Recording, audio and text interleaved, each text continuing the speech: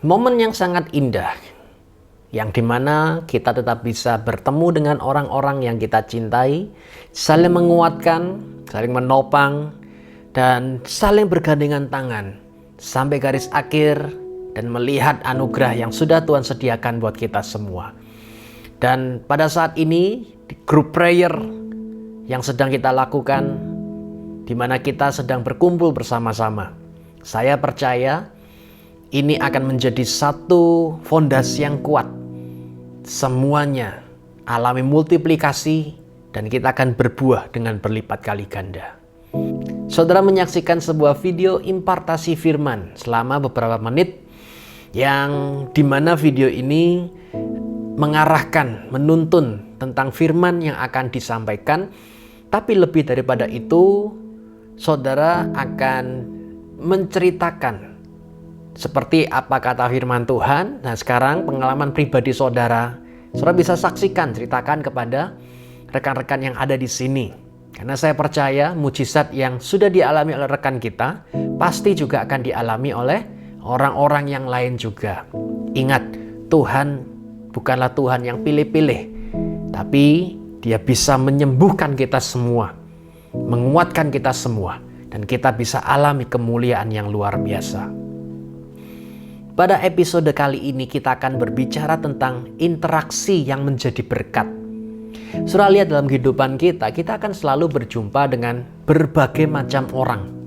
Nah ini bagaimana respon kita, reaksi kita bagaimana.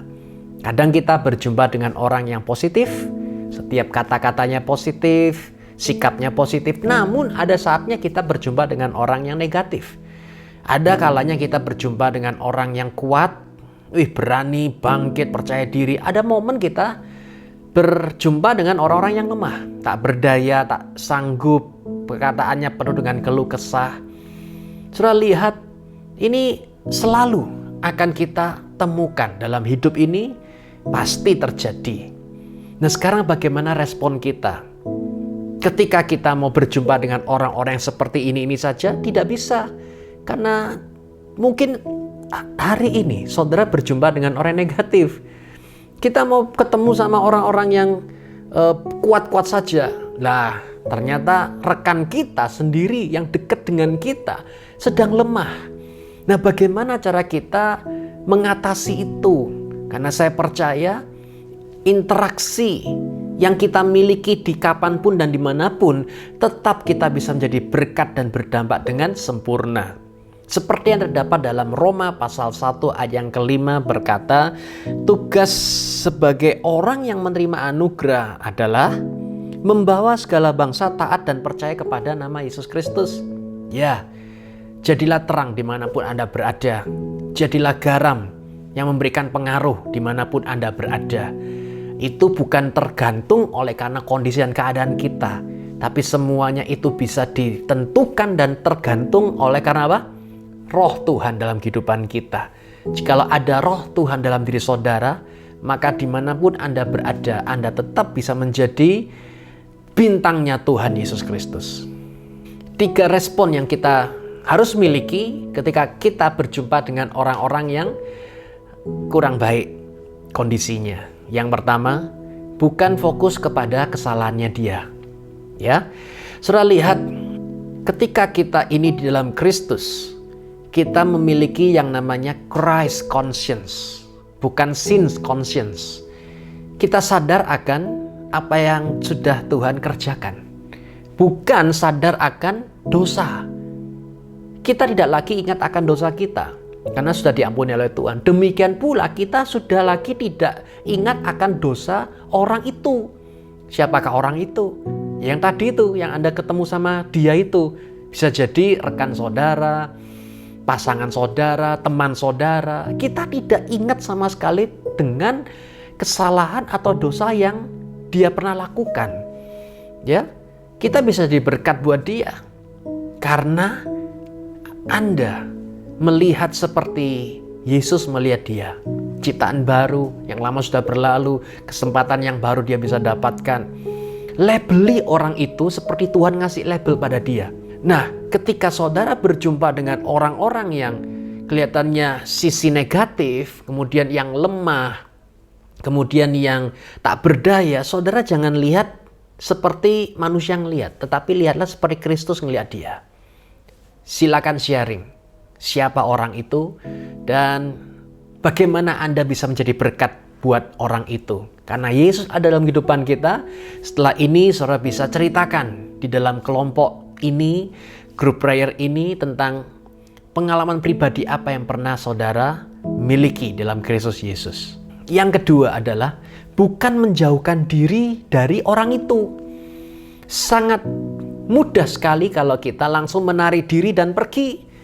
Tapi ketika orang itu ada di sekitar kita dan muncul di depan kita, belajar dari Yesus Kristus. Ketika dia ada di dunia ini, kemana Yesus sering ada di situ? Galilea. Galilea isinya adalah orang-orang yang berdosa, sakit, tak berdaya, tak punya harapan, tak punya masa depan. Nah, itu orang-orang gitu. Nah, Yesus bukan menjauhkan diri dari tempat seperti itu dan kemudian dia pergi ke tempat yang kelihatannya baik-baik saja. Anda lihat, inilah saatnya kita menjadi berkat dimanapun kita berada. Dalam masa seperti pandemi ini, saya mendorong saudara semua, siapa yang dimana saudara bisa jadi kepanjangan tangannya Tuhan untuk menolong orang itu, mengangkat dia. Bagaimana mereka bisa mendapatkan kabar baik jikalau kita menarik diri dari hidup mereka. Saudara tahu satu hal, lilin itu nyalanya akan terang ketika di tempat yang gelap. Ingat, lilin bukan spotlight, tapi lilin kecil. Itu akan terang ketika dia berada di tempat yang gelap.